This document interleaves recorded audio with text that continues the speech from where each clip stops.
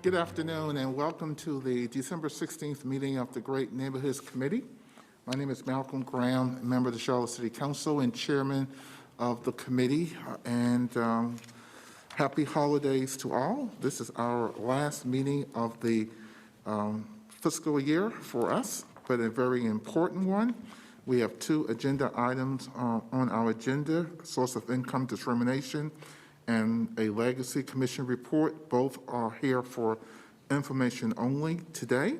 And so I would like to start first by having everyone introduce themselves, those who are joining us virtually first. Braxton Winston at large and serving as vice chair. Victoria Watlington, District 3. Tara Picard, District 6.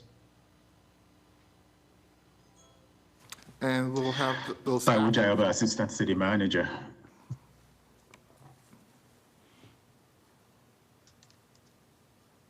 Okay, as well as all the staff that's with us virtually. Sorry, Taiwo Jayoba, Assistant City Manager. This is Willie Ratchford with the Community Relations Committee. Thank you. And those who are with us in room 267, if you can please introduce yourself around the table. Good morning, Warren Wooten, Housing and Neighborhood Services. Anna Schloiner, City Attorney's Office. Patrick Baker, City Attorney. Pamela Weidman, Housing and Neighborhood Services. And Ashley Trasso, Charlotte Communication. All right, we have a packed agenda. Ty, if there's any opening comments from you? If not, we'll go right into it. Ty? Thank you very much, Chair. Appreciate it. Sorry I couldn't be there in person with you, but we have two important items on the agenda, like you said, but hopefully we'll be able to complete those in time and then take a look at the 2021 schedule for the committee. But otherwise, I don't have anything else to say. Pass it back to you, sir. Thank you. Thank you, Ty, and I will turn the meeting over to our Housing Director, Pamela Weidman, and she will introduce the first topic and the presenters. Ms. Weidman. Thank you, Mr. Graham, and to Assistant City Manager Jayoba. Today, as been said, we have a couple of items on the agenda. They are for informational purposes. I will admit that the first one, the source of income discrimination item, is pretty robust. It's a lot of information. It's more slides than we would normally put before you, but we felt it's important. This is a complex subject, so we will go through this as quickly as we can. And you also have, was sent out to you this morning, you have the slide deck, and you also have a supplemental piece that will assist you as well as we go through it. Let me start by saying this is indeed a team effort, and you will see this as we walk through the slides today. So today, what we want to cover are a couple of things. In terms of our objectives, we want to review the committee charge that you all gave to us in October. We want to talk about the Fair Housing Ordinance, share some research that we did from both a national, state, and local perspective. We want to share with you the results from some survey work that we did. You all asked us for an analysis as well. And then we want to provide some alternatives, recommendations, and next steps.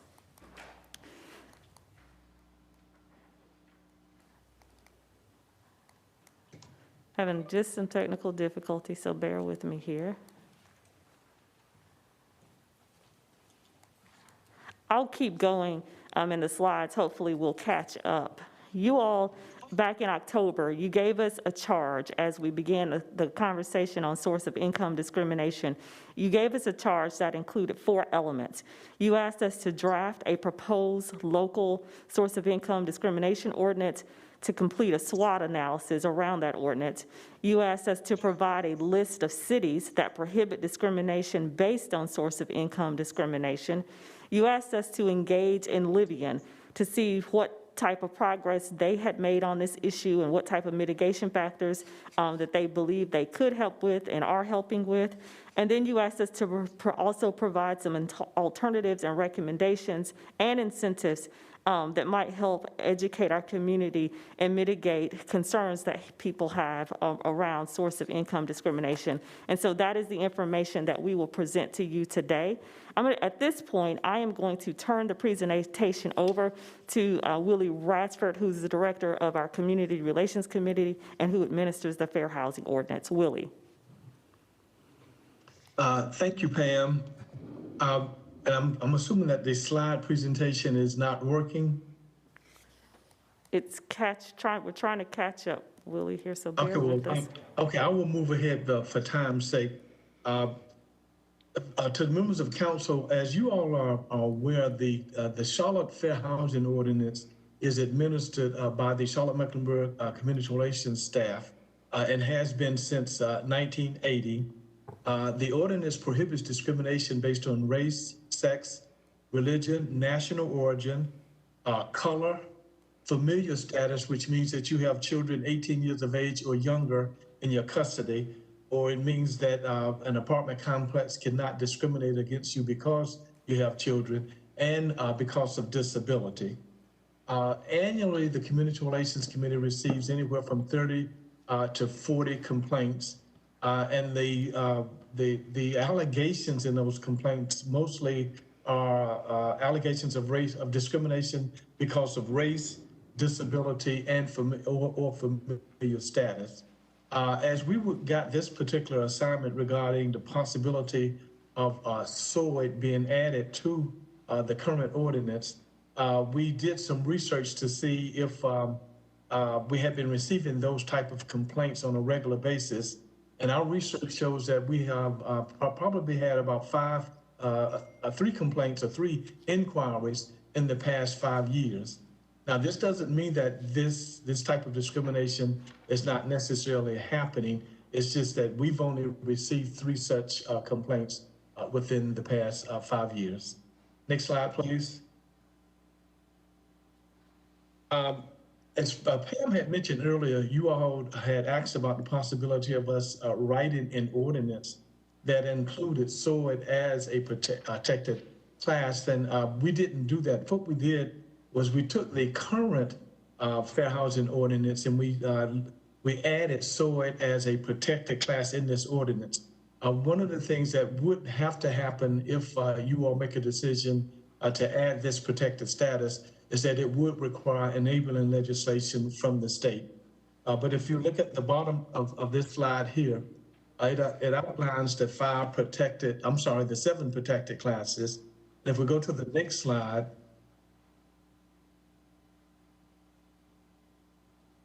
you will see in red fonts here, if you amended this ordinance, it would simply mean that you add that protected class to the current 7 protected classes, and it would give us 8 protected classes.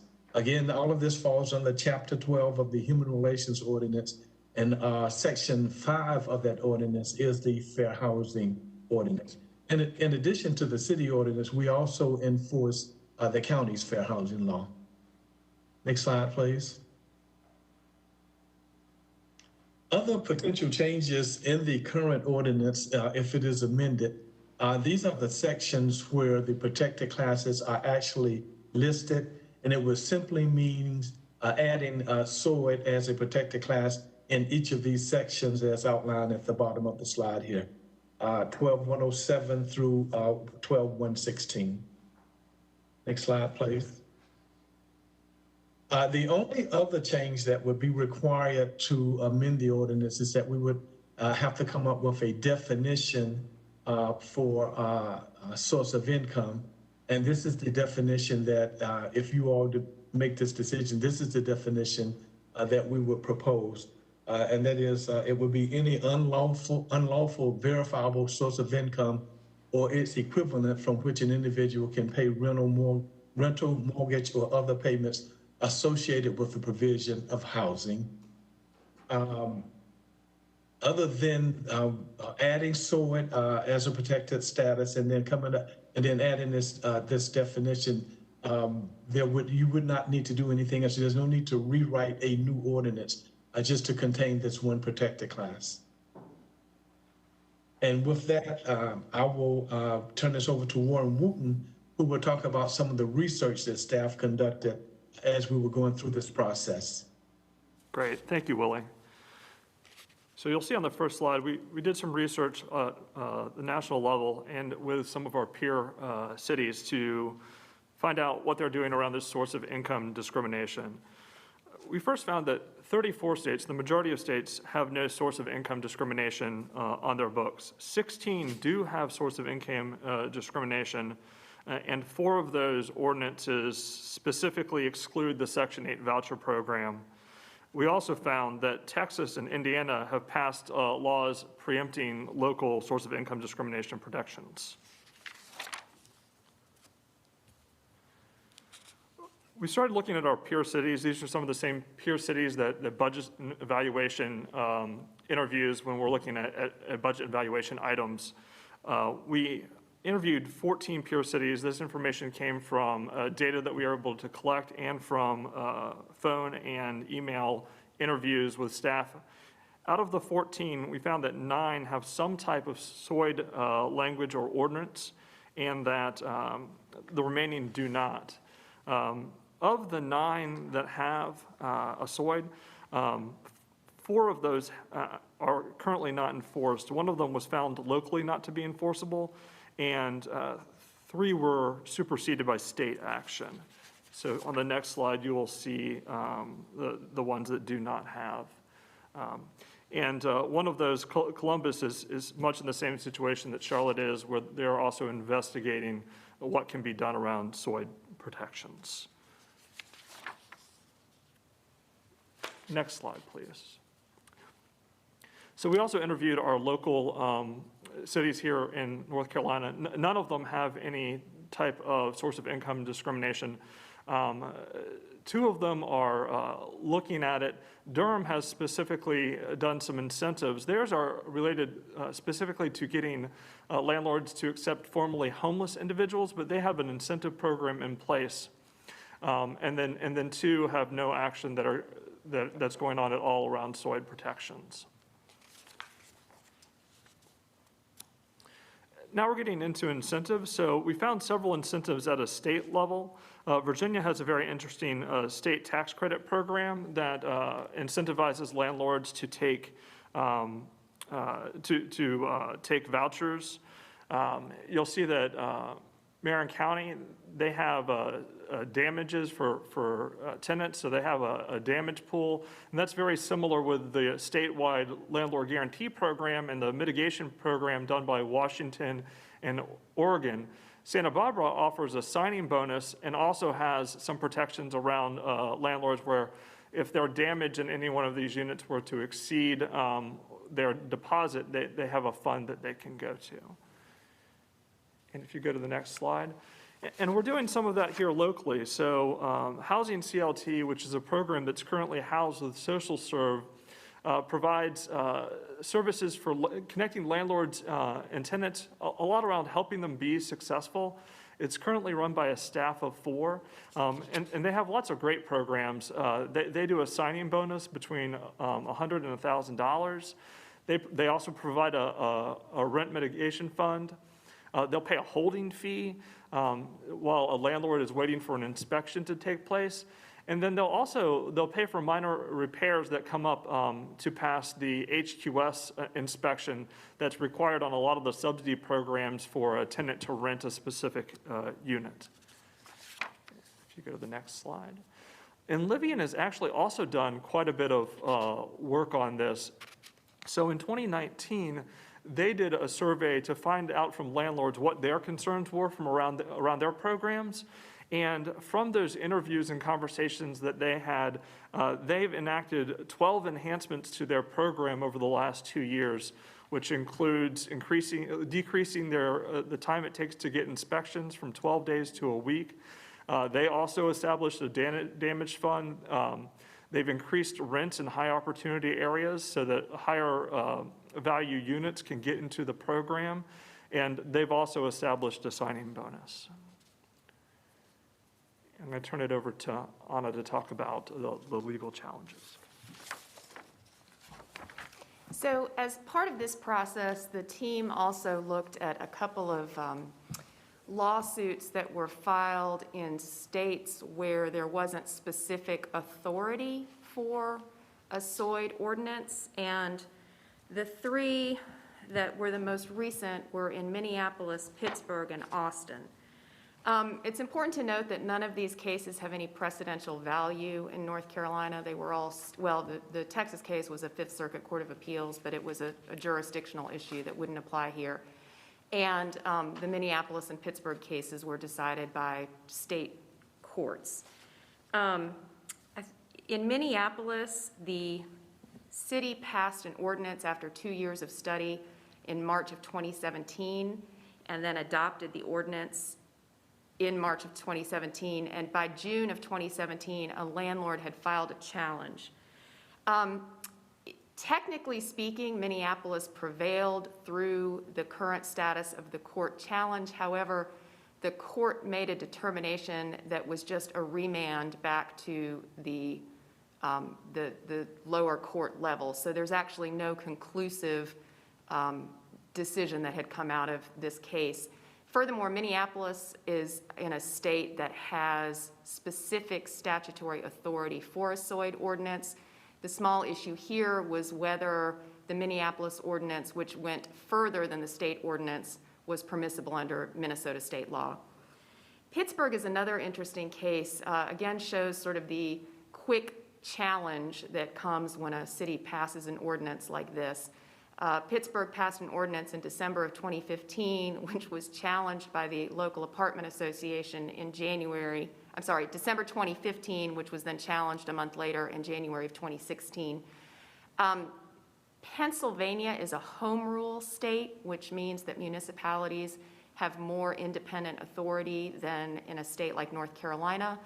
But even in this case, the Pennsylvania Court of Appeals found that Pittsburgh had exceeded the authority of the home rule statute and invalidated Pittsburgh's SOID ordinance. It's unclear yet whether Pittsburgh has appealed that to the Supreme Court in Pennsylvania. There was also a case out of Austin. I don't think it provides very much guidance here, and ultimately the Fifth Circuit Court of Appeals dismissed it based on a standing and jurisdictional issue, which is really hyper-technical and does not get to the merits of the ordinance whatsoever.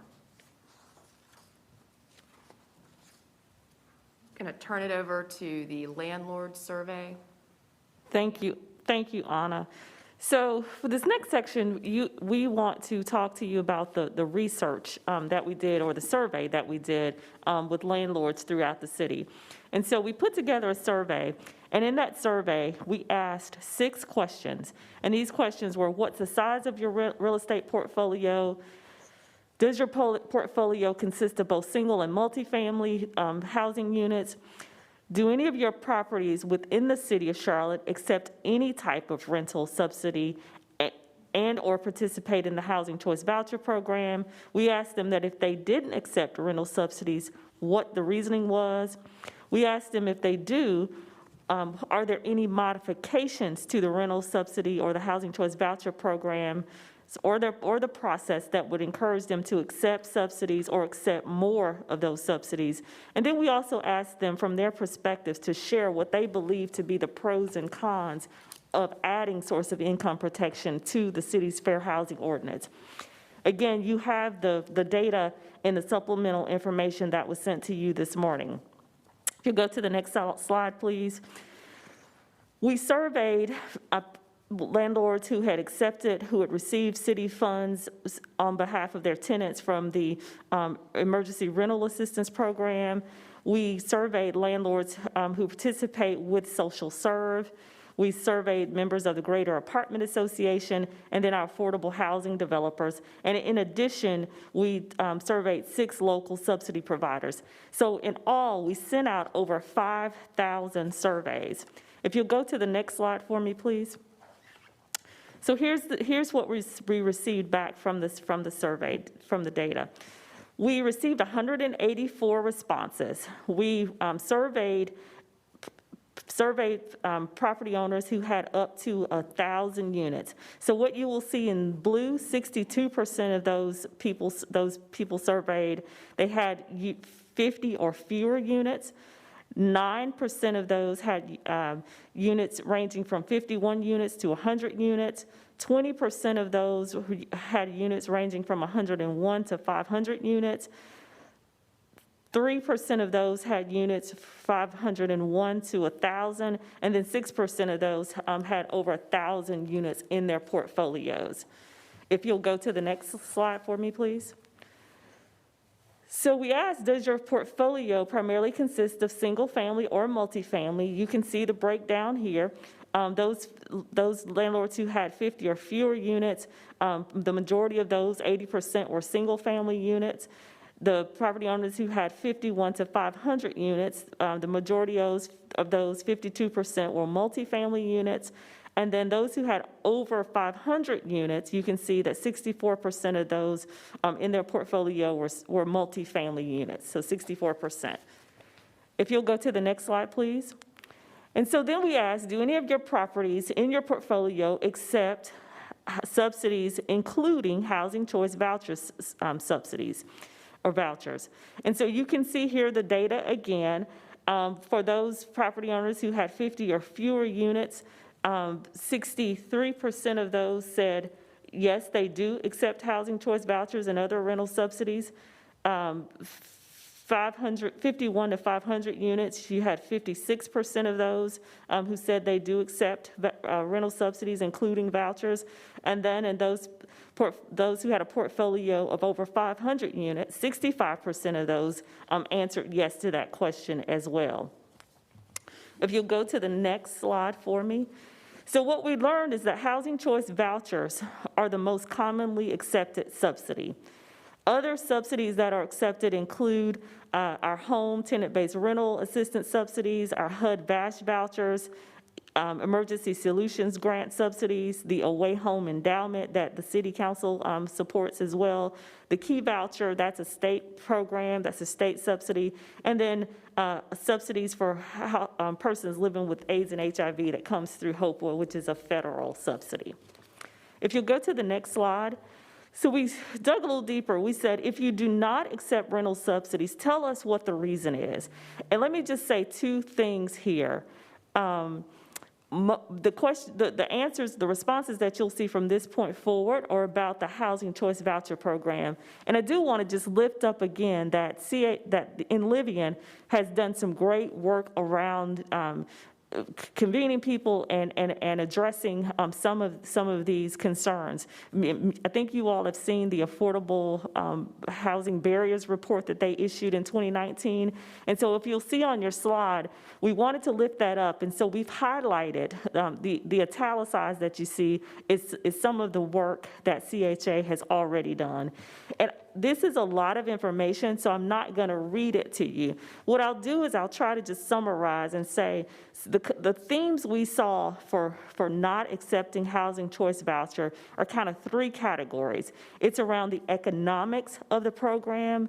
It's also around the participant experiences or accountability related to the participants. And then it's just the process and the process of the program is very cumbersome. So if you'll go, that's what we tried to outline on this slide. And if you'll go to the next slide for me, please, on this slide as well. These, again, are all centered around those three themes around economics of the program, participant experiences and accountability, and the program process. If you'll go to the next slide for me. We asked another question. We said, if you do not accept rental subsidy, what's the reason? And again, I'm sorry. We asked, from their perspective, what do they believe are the pros and cons of adding source of income protection to the city's fair housing ordinance? Obviously, the pros, people said this would help create more housing opportunities for low to moderate income families, and it would help help people climb that economic opportunity ladder. If you'll go to the next slide for me, I will tell you that we received a lot of information on the cons of the program. And again, if I had to summarize, they go back to those three themes that I just talked to you about. It's around the economics of the program, the process of the program, and the participant experiences of the program. Again, you have the supplemental document, so I encourage you to read that, and we're happy to take a deeper dive or answer any questions to the best of our ability that you might have about what's included there. If you'll go to the next slide for me, please. Go, one more slide, one more. I also want to just highlight here that we also got input from some national and local and state rental organizations. We thought it was important to get their input as well. We heard from the Greater Charlotte Apartment Association, the Apartment Association of North Carolina, the National Apartment Association, the National Multifamily Housing Council, and the National Rental Income Council. And the good news here is that these organizations, they support subsidy programs, but they oppose efforts at the state and the local level to mandate the housing choice voucher participation. We heard that the issue is not SOID or tenants, but it's the various aspects of the program. So again, that goes back to the complexity of the program. And GC, the Greater Apartment Association, they wanted to note that they're aware of the recent enhancements made by Enlivian, and they're willing to participate in a city-facilitated discussion with Enlivian to discuss alternatives or identify additional improvements that can be made to the Housing Choice Voucher program. So at this time, I'm going to turn it over to Ana Shalones to talk about the SWOT analysis that we did of the program. And I'm gonna do a overview, but I'm also gonna let Willie Ratchford chime in if he wants to at any time. So if you go to the next slide, as part of our charge in October, we were asked to do the SWOT analysis, and this was also a team effort based on much of the research that we did. I think from a strength perspective, I'm not gonna read the slide to you, but the biggest strength that we have with this ordinance is the existing infrastructure of the Community Relations Committee. As Willie gave you a little recap of the history of the CRC and our enforcement of this ordinance, you can see that we have a lot of success and a lot of experience in administering fair housing ordinances and civil rights ordinances, and that's something that we would definitely have here as well. If you go to the next slide. I'm going to just highlight a few of these weaknesses for you. If this is done without enabling legislation, it could create an expectation in the community that the city is able to do more about this issue than it actually would be able to. In other areas of fair housing law, HUD has given quite a bit of guidance and definition regarding the protected classes. That does not exist for source of income. They have not provided any guidance whatsoever. There's also no precedent in North Carolina, so we haven't been able to see what other communities have done or what their experiences have been. And lastly, as you just saw from the survey results, there's been quite a bit of opposition from the local rental and housing providers and organizers on this issue. You go to the next slide. There are opportunities, though, so it's not all grim. There's an opportunity to provide additional fair housing education here, and I think that some of these opportunities are things that you will have seen reflected in the survey responses. Obviously, there's an opportunity for expansion of housing opportunities for low and moderate income tenants in the city. We have a new administration coming in at the federal level, and I think there should be some optimism that perhaps this issue will get more attention under a new HUD secretary than it has in the past administration. And it's also given the city and community partners an opportunity to really explore alternatives, such as expanding the great work that the Housing Charlotte group has been doing in the community. Next slide, please. So I think that you'll see with these threats that some of this will be reflected in the survey responses as well. We know that there is not existing enabling legislation for a municipality in North Carolina to pass this type of ordinance. And without that legislation, a legal challenge, which other communities across the country that have adopted SOID ordinances have seen, would likely be successful. As I alluded earlier, HUD has provided no guidance on SOID, so there's really no help from the federal government at this time. And there is some concern that if the city were to pursue SOID discrimination cases, unlike the other cases that we conduct and conciliate through the Community Relations Committee as a substantially equivalent agency, we would not be reimbursed for those efforts locally. Lastly, and I think this one's important, is there might be quite a few unintended consequences, not the least of which could be increased rents. Landlords alluded to the fact that they might just raise rents above the fair market rate that is approved by HUD, which would actually reduce the amount of housing in the community that might be available. Decreased investment. We know there's been an apartment boom. It's possible that that would be minimized if this were to pass.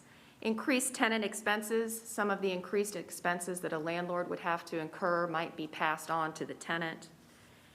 And landlords might not choose to list their properties, so it might not be as easy for low and moderate income families to find housing. And with that, I'm going to pass it back to Pam for alternatives and recommendations. All right, so we're on the home stretch. If you go to the next slide for me. So what we really tried to do was we listened to the information that we got from the landlords through the survey. And what we've done here is we've tried to group their recommendations. So again, I'm not going to read these verbatim to you. We've grouped them in themes. And again, I want to highlight the ones that you see italicized in green. This really lifts up the work that Enlivian has heard and that they have in process that they're implementing right now or either have already implemented. And so the themes are around inspections, participant accountability in the program. If you'll go to the next slide for me, please. Tenant self-sufficiency, trying to really work with the participants in the program to keep them moving along that trajectory of self-sufficiency. And then financial impacts around the ability for landlords to implement rent increases where they need to in their portfolios to maintain high-quality housing for participants. If you go to the next slide for me, again, the financial here, you see more of that. And then finally, there were recommendations from the landlords around the program process and the administration of the program, both from a local level, primarily from a local level, and that would mean Enlivian would need some help from the federal level as well. So if you'll go to the next slide for me, please. With all of that, with all of the survey results that we had, with our research that we did, with hearing from our landlords and our national, state, and our local organizations, you all asked us to come up with some alternatives and some recommendations. And so we have some recommendations for your consideration. The first thing that we want to do is we want to adopt a policy requiring mandatory acceptance of housing choice vouchers and other forms of rent subsidy in all city-supported housing. Now, let me say, this already occurs with your housing trust fund developments that you approve. These developers, they currently accept housing choice vouchers, and they currently accept some of the other programs, all of the other program subsidies that I talked to you about earlier. What we want to do is we just want to be explicit in our other programs that are funded through the federal government, like our CDBG rehab program. We want to put that language in there just to take any questions off the table about that. We also recommend creating a council-appointed advisory group to develop program enhancements and process improvements to the Housing Choice Voucher Program. And you can see the representatives that we recommend be included in that: Enlivian, private sector landlords, property management professionals, the Greater Apartment apartment associations, some of the subsidy providers, and others. We heard a lot of good suggestions out of our research. Again, you have those in your packet in front of you, but we recommend council creating this group to see if we can develop and implement some of those process improvements. At the end of the day, it's about getting more people into housing and getting landlords to accept the vouchers. We want to encourage and monitor changes to the Housing Choice Voucher Program at the federal level, working with the new administration. I think this is something that the mayor and council can help us with. And then we want to consider amending the Fair Housing Ordinance if the Housing Choice Voucher Program enhancements and process improvements that would come from this advisory group are not successful. And if you'll go to the next slide, which I believe is the last slide. Is there a time frame associated with that? Yes, sir. I'm going to get to that, Mr. Graham. Thank you for saying that. The next steps would include, we want to share this entire presentation with the council at an early 2021 meeting. If you guys accept these recommendations, we would ask the council appoint the advisory group that we recommend. The advisory group would convene and develop the new Housing Choice Voucher Program enhancements, working with the representatives that I referred to on the previous slide, and others could be added. And then we want to implement, Mr. Graham, I think this is where you were going. We want to implement and monitor those improvements and enhancements over the next 18 to 24 months, and then report back to the council. We believe if we do that, if we expand on the changes that Enlivian has done that great work, if the council did consider adding this after that 18 to 24 month period, we believe that this would give us more solid footing. It would help us if we ended up in court like you saw in some of those other cities. And so with that, again, I want to thank the team. This was really a lot of work over the past 2 months. And at this point, I will pause and take any questions that you all might have. Thank you. Thank you, Ms. Whiteman, and thank you, committee members. This is a lot of information, and that was intentional on my part because I really wanted to set the table for the discussion in terms of we all have a basic understanding of the environment on the ground in terms of a number of the issues that staff spoke about in terms of the fair housing ordinance itself, how we would amend that ordinance, taking in consideration the incentives that we can provide, the legal challenges, what other cities are doing throughout the country, the landlord survey, which went out to 5,000, and the response rates and the response from those who submitted the information. A lot of information is provided not only for the committee members, but also for the community at large. And I think that is really important, again, so that we can set the table for a healthy discussion. And so I want to thank staff for the work that they've done on all those areas. Again, a lot of thought has been put into this. And now I would love to entertain some questions from the committee members to the report itself. And I'll start with Councilmember Wallington. Thank you, Mr. Chair. I've got several questions, so I'll just start at the top. The first question I have is in regards to the legal framework that we looked at. If housing is a local issue or considered a local issue here in North Carolina, why does an amendment require state approval? And I will actually loop that in with another question that I had. I noticed that when we reviewed the other cities, staff commented that none of them set a precedent for North Carolina because of specific idiosyncrasies, if you will, associated with the other states and cities. Part of my question in regards to that is, when we say Dillon rule, that's not actually legislation. That is based on how courts interpret the law here in North Carolina, correct? That's correct, yes. Okay. So then my two questions then is, if housing is a local issue, why does an amendment require state approval? And also, what is the current, for the sake of those watching, what is the current makeup of the North Carolina Supreme Court? Because if it's about how we anticipate the courts interpreting the laws, I want to understand what that landscape looks like. So I think the easiest way to say this is that, yes, housing is a local issue, but the authority of the local government to act comes from the state. It's either provided specifically from the state, or there are options for implied powers that are tied to explicit powers. And that's the makeup of North Carolina and how local governments act in North Carolina. So that's why for something like this, you would need some state authority, because we can't, it's not an implied power. So we would say that you would need state authority, explicit authority to put in something along the lines of a SOID ordinance. And when you say it's not implied power, so I go back and I just want to make sure that I'm clear, because I think this is the crux of the issue here in the city of Charlotte.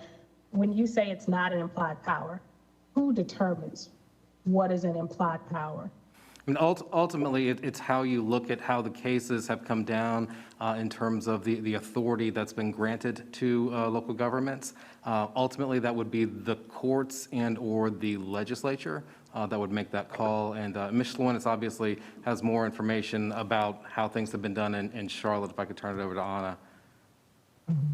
Yes, Ms. Watling, just so that it's clear, the authority for a fair housing ordinance such as this is found in our charter, the City of Charlotte's charter, which is adopted by the General Assembly, so it is state authority.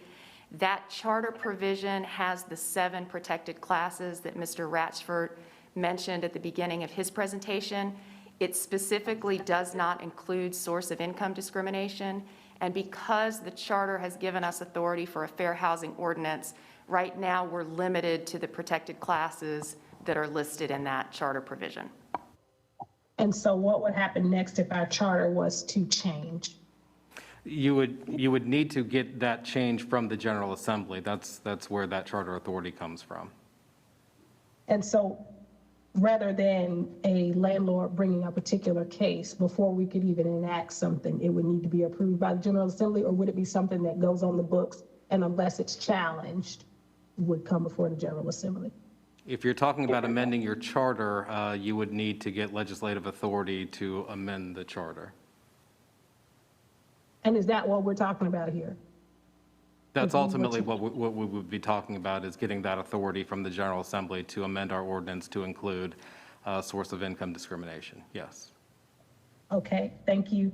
The next question that I have is in regards to Portland. They mentioned that there is a statewide landlord guarantee program.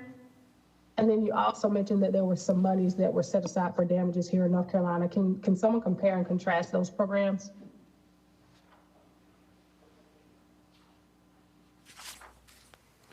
Thank you for the question.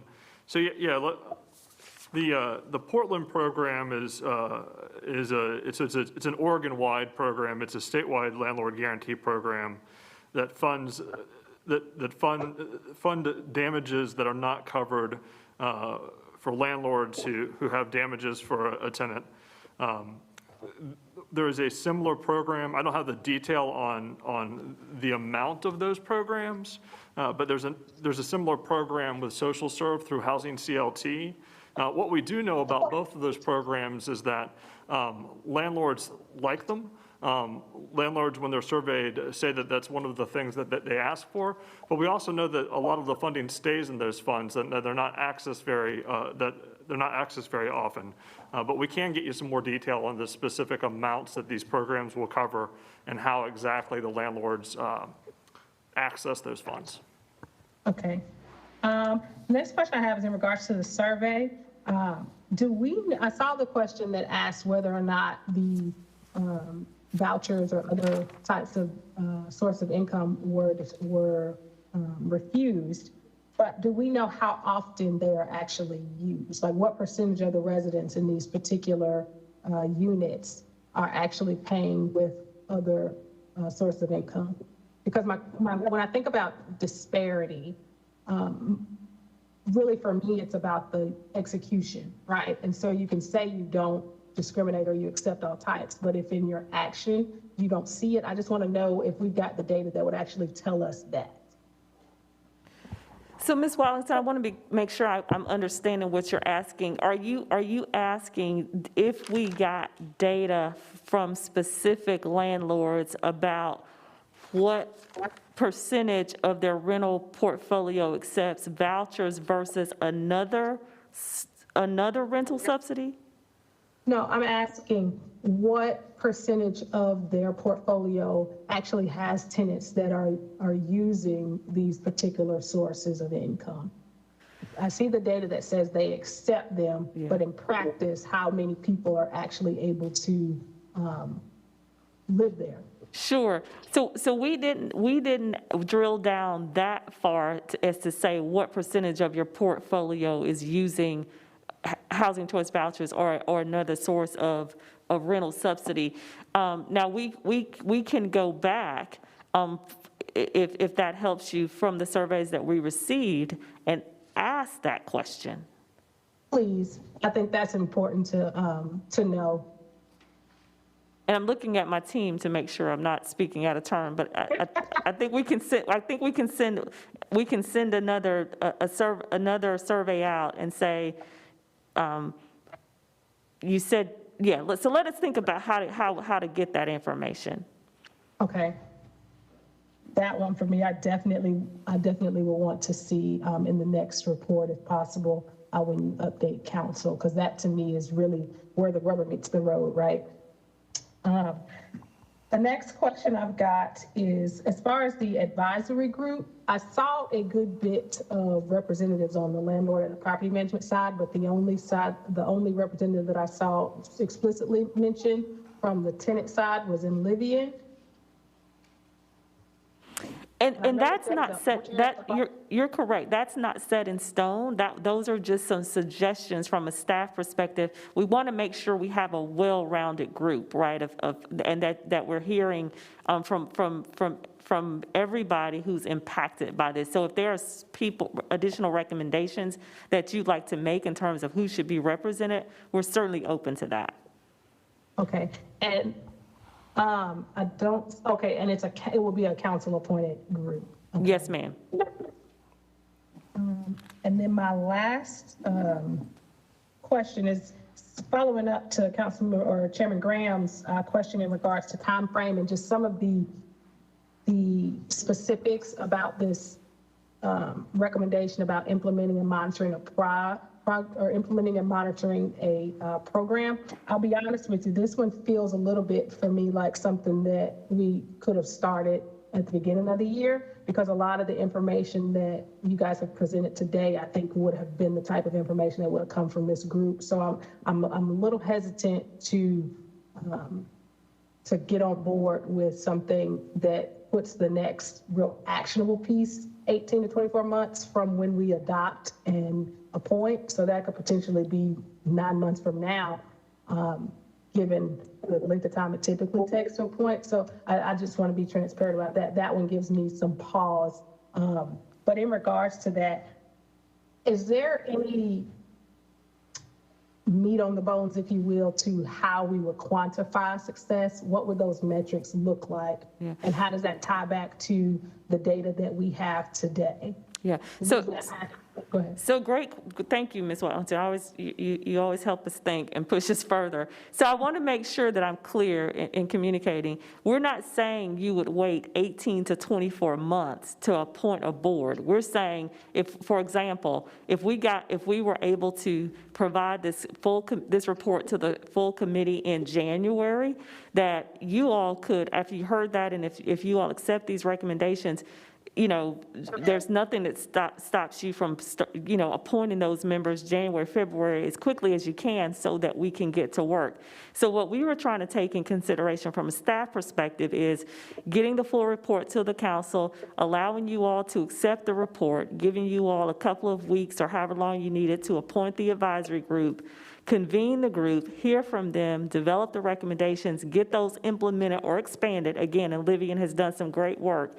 And then develop those metrics that you're talking about, Give those some time to be implemented in the community for us to monitor those, and then report back to you within the 18 to 24 month. So that the time that we would build up, if you will, or build a plane, if you would, and start flying it, that's within the 18 to 24 months. So we wouldn't wait 18 to 24 months before we did anything.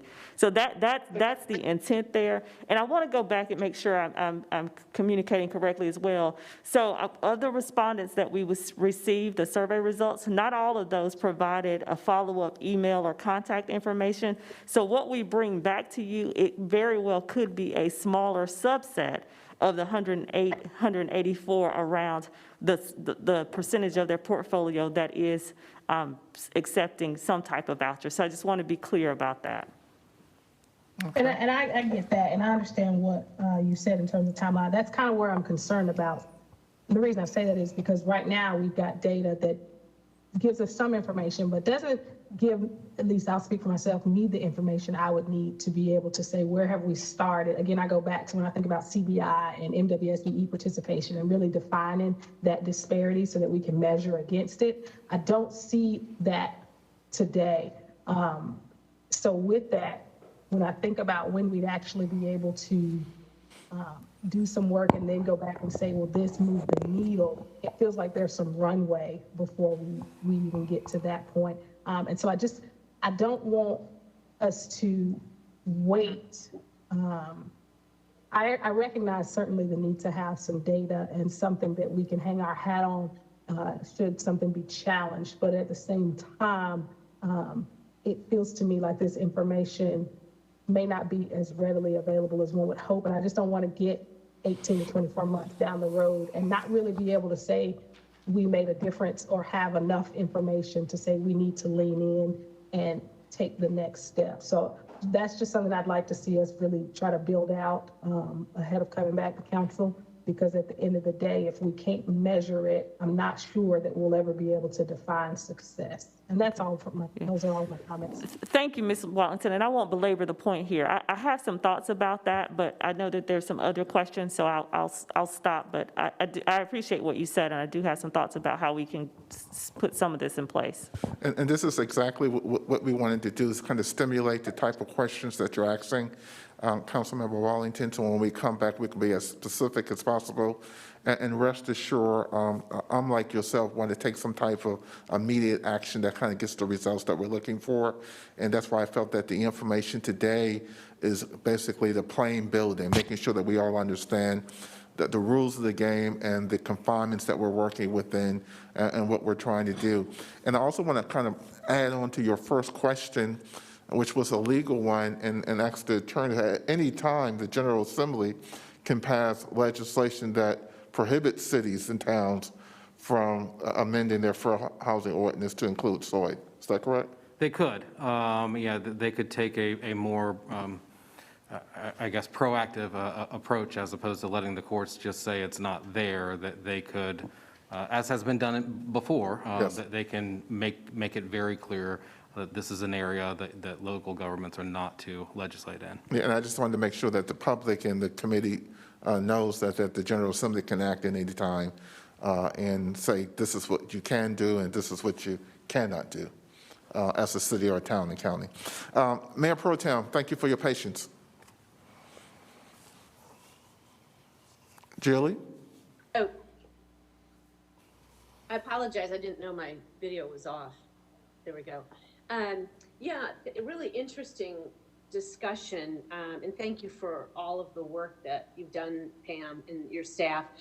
Just to that comment, I think that the most recent example of what the General Assembly can do, regardless of what we think we can do, is our non-discrimination ordinance in 2015, where we thought we were adding protected classes to our existing ordinance, and we thought we had the right to do that.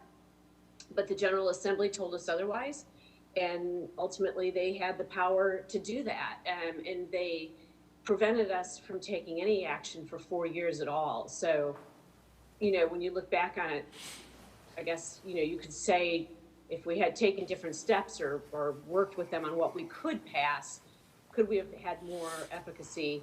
to get some sort of protection. So I appreciate the way we're going about this because, ultimately the goal is getting something done to protect the tenants that are being excluded from housing.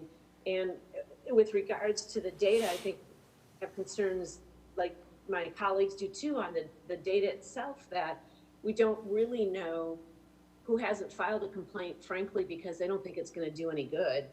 And they just, they're so, I guess when your world is wrapped up in trying to get a roof over your head, you're not really thinking about doing administrative work of filing complaints. You're trying to find a place to live. So but more data on that would be more useful because, for example, I think we have, Pam, you can correct me, 4,000 or 5,000 housing vouchers, Section 8 housing vouchers out in the community, something like that. Yes, Ms. Isel, I'm hesitant to quote the exact number, but suffice it to say there are a number out there in the community that go unused each year.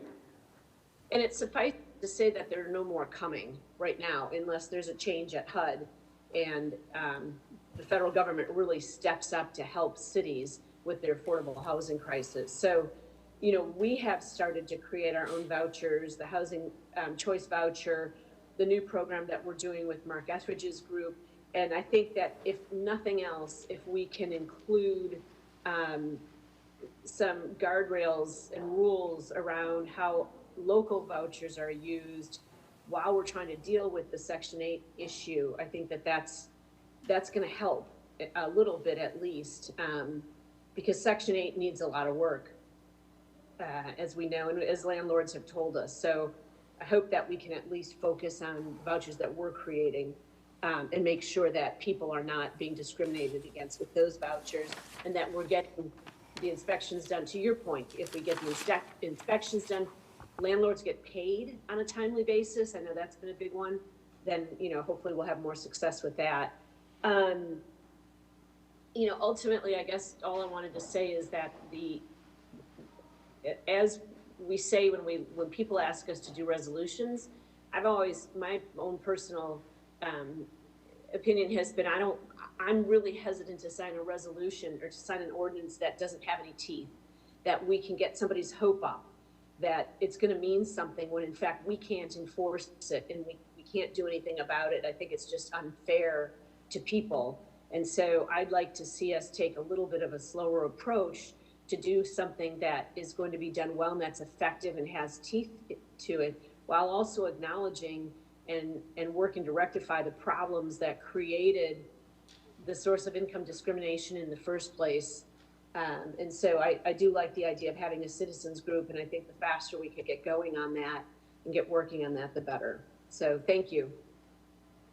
Thank you, Mayor Pro Tem. Councilmember Wallington. Just real quick, wanted to touch back base. I thought of something while we were talking there. Do we, and I'll just put it bluntly, do we have a count in regards to the General Assembly and who our allies are around the state? I know that we've discussed that no other cities in the state have done a source of income discrimination, but what I'm hearing essentially is it's really about whether we can get this affirmed in Raleigh. So where are we in regards to that? And I don't know if Dana is in the room. I don't see him, but can someone speak to that? The question again is, to what extent can we get legislation improved in Raleigh? Is that what I'm hearing? Very specifically, who are our allies and who would we need to be able to come to the table with? Like, I want it specific. How many people do we need to get it passed and how many do we have? You want to take a shot at it, or you want me to take a shot at it? I'll take a shot at it. We don't know. That's okay too, but I just. Well, yeah, it's a convoluted answer, right? It's a complicated answer.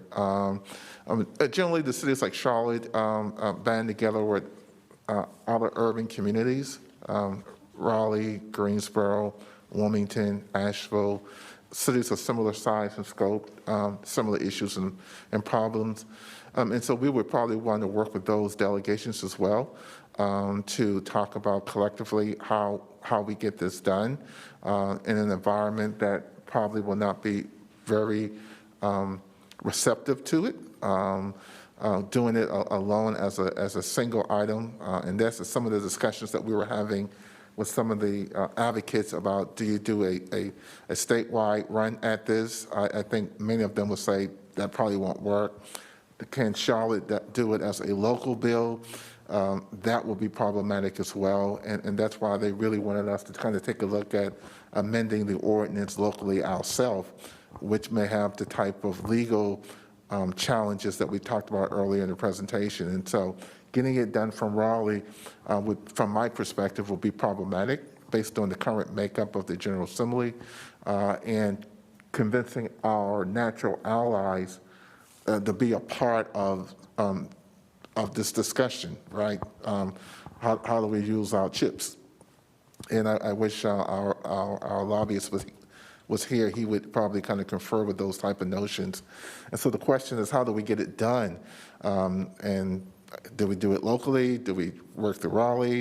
And all the answers come back to the easiest thing to do is to try to do it locally. And we heard from our attorneys that's not easy at all either, right? And so that's why the emphasis was on, short of doing an ordinance, what are the alternatives? What can we do to begin to, one, acknowledge the problem, and then to proactively try to put measures in place to help solve the problems, and using that 18 to 24 months to say, hey, we've done A, B, C, D, E, F, G. The issue still has not advanced to the point where we feel comfortable that people are accepting these vouchers.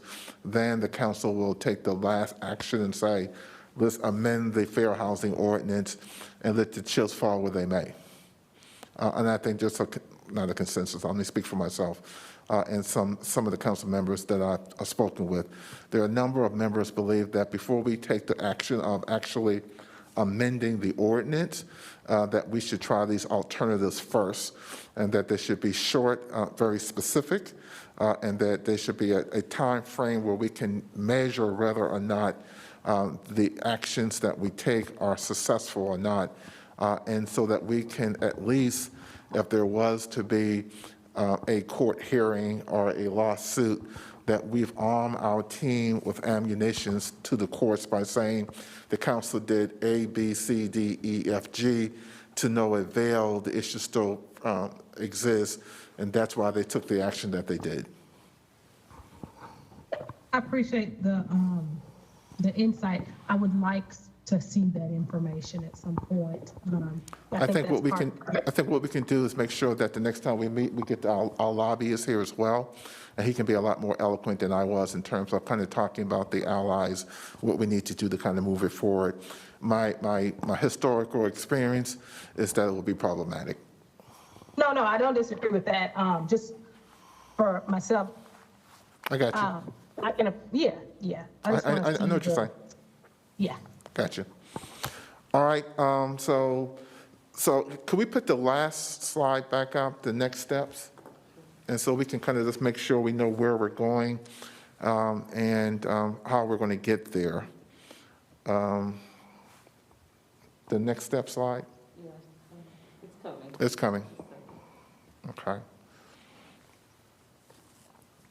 Again, a ton of information. I think the information will be available online.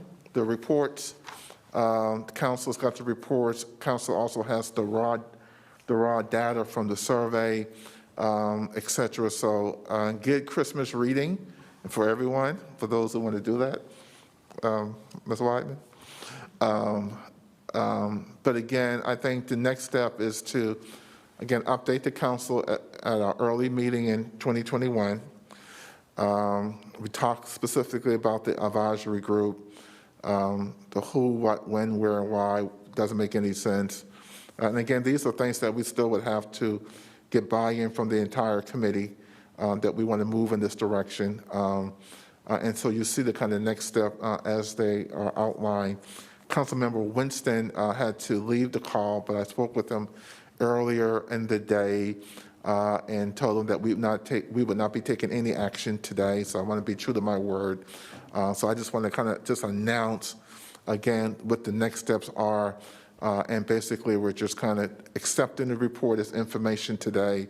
I encourage the public, I encourage the council members to dive into it. There's a lot of information that staff has prepared, and I think this really sets us up for a great conversation at the first of the year in terms about the action items. What are we really going to do, and how are we going to get it done, and the time frame we want to get it done. So I think this is a great foundation building process today. But certainly I think Councilmember Wallington and others really want to take some bold steps forward in terms of how do we move this issue forward so we can kind of communicate to the public what we're doing on this particular issue. Okay? Everybody's good? Ms. Weidman? Yes, sir. Ms. Wallington, Mayor Pro Tem? We're all good? All right. Thank you, Ms. Wyman. That's a lot of work. Thank you, your team. I think it's very well done, and it'll be my Christmas reading, Ms. Wyman. Yeah, Thank you, sir. Okay. All right. The next item, Ms. Wyman. So at this point, you all are very familiar with this item. You heard about it on Monday night during your meeting. I'm going to ask Tiffany Blackwell, who's virtually, to join us to just walk us through the referral made by the mayor on December 7th. She referred the Legacy Commission report to the Great Neighborhoods Committee. So at this time, I'll turn it over to Tiffany. Hi, thank you, Pam. Again, I'm Tiffany Blackwell with the Office of Strategy and Budget. Today, I'm briefly going to go over the referral from the mayor and the charge of the Legacy Commission as it relates to this committee. The recommendations, I'll just give a brief highlight since I know you've received this information on Monday evening, and then just the next steps that we have coming up. Next slide. So as you're aware, the mayor referred this item to this Great Neighborhoods Committee on December 7th with the goal to have an interim committee report at the January 4th meeting and a final report at the 2021 strategy session. Also at that January 4th meeting, we'll have a public forum on this item where we've encouraged a lot of residents to voice their opinions, feedback on the recommendations that the Legacy Commission has provided. Next slide. So just as a reminder, the Legacy Commission charge was to engage in a comprehensive study of street names and monuments within the Charlotte city limits that honor a legacy of Confederate soldiers, slave owners, and segregationists. City Council appointed members to the Legacy Commission, and we had 2 historical consultants for this project, Dr. Willard Cox from the Levine Museum of the New South, and Dr. Karen Cox from UMCC in her... Hey, Tiffany, can you speak up just a little louder for us, or turn up your volume? Louder, is this better? Is this better? A little better. If you could turn up your volume just a little bit, but if not, we'll make through. Okay, can we go to the next slide? So here's a highlight of all the recommendations that we have. Through this work, we're trying to address Confederate monuments, address street names that have ties to the Confederacy and white supremacy, support neighborhoods and developers who are requesting to have street names either changed or new development to have names that are tied to these items removed from those new developments moving forward. Hopefully to develop a new street naming criteria. I think Councilmember Winston mentioned this Monday evening. We're holding a public forum, again, that's on January 4th, educating the residents about the history of Charlotte, and then also reimagining a new landscape inclusive of voices that weren't able to actively or civically participate when street names and monuments were constructed, and then identify funding sources, which I know came up Monday evening as well, through hopefully a grant from the Mellon Foundation. So here in Charlotte, beyond Elmwood Cemetery, we have no monuments in public spaces that align to the charge of this commission.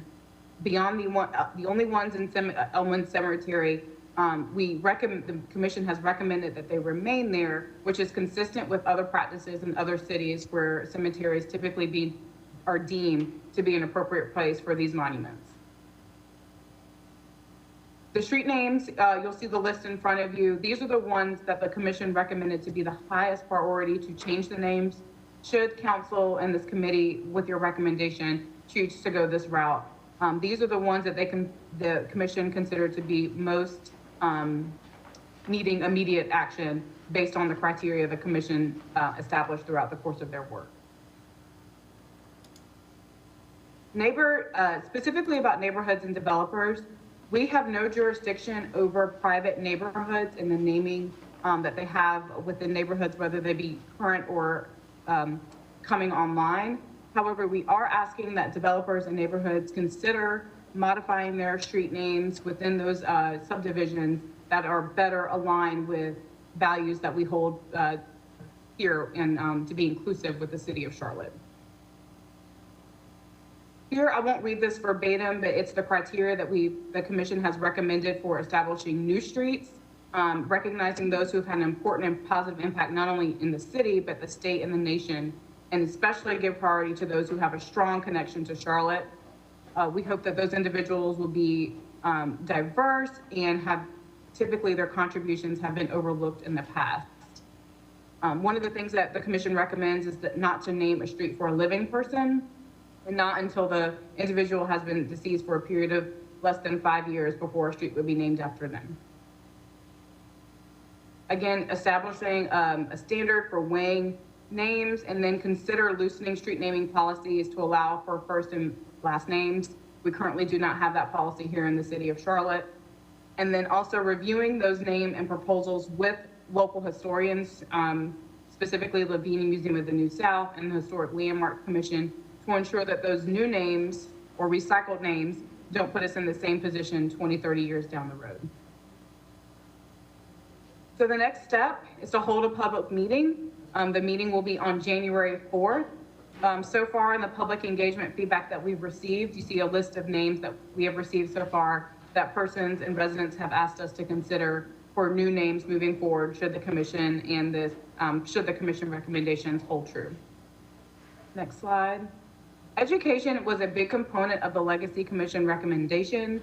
They really want the vast information that was received throughout this process to be widely distributed through the city, the county, leadership, Charlotte-Mecklenburg schools, and have these resources readily available for anyone who's interested to take a further, deeper dive into the history of Charlotte. Next slide. A big space where we have a lot of creativity and opportunity is to reimagine new commemorative landscape, creating new installations that honor persons who typically have not been able to be recognized in the past.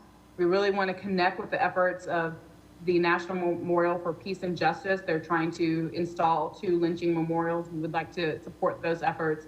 And then also engage with Arts and Science Council and other creative spaces so that we can have a new commemorative landscape that's more inclusive. Next slide.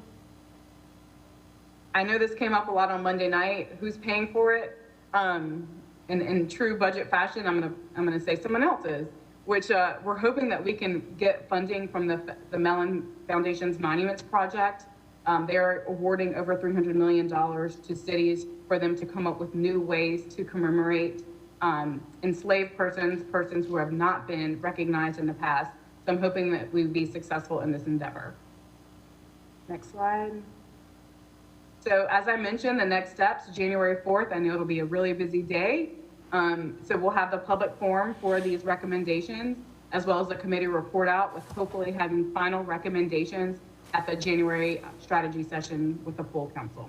And with that, I'll pause and answer any questions you have.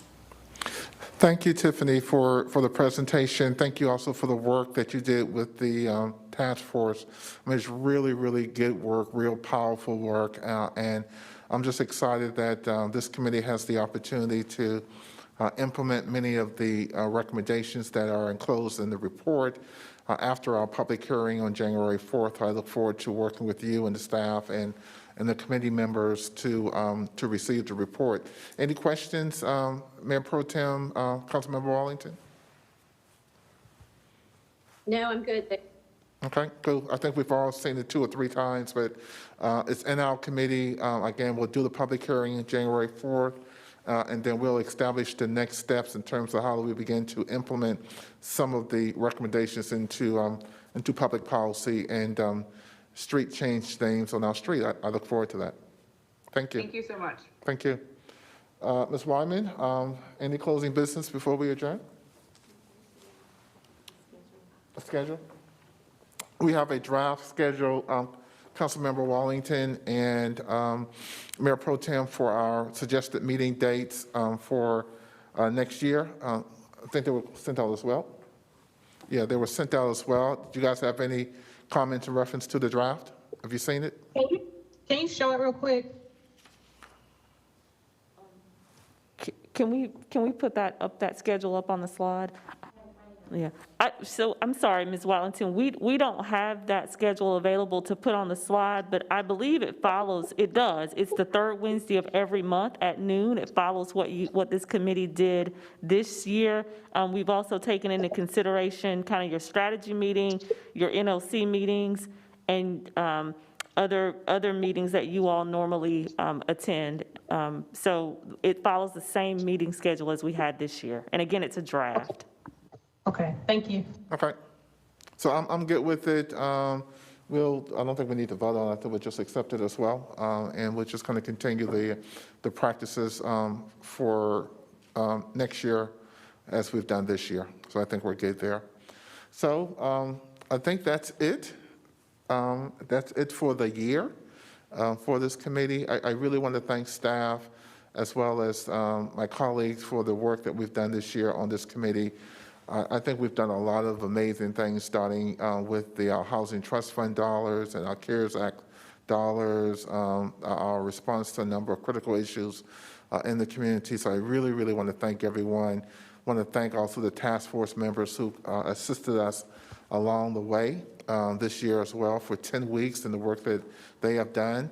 And the thing about ending this year is that we get to do it all over again next year. Right, so I'm really pleased about that, and I'm really happy about the commission work that the legacy that we will have an opportunity to implement. I think that's going to be really a really great project for the council and specifically this committee. So, if there's no any other comments, I want to wish each and every one of you a happy holiday season, Kwanzaa, Merry Christmas, Hanukkah, Happy New Year, and we'll see you in 2021. Thank you. Thank you, guys. Ready? Thank you.